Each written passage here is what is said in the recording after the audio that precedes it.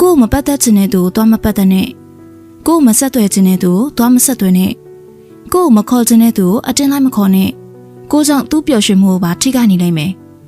သူနေနိုင်တယ်လို့ကိုနေနိုင်အောင်ကြိုးစားသူတောင်နေနိုင်တာပဲအဲ့ဒါကိုကမနေနိုင်မထနိုင်လိုက်ဖြစ်နေရင်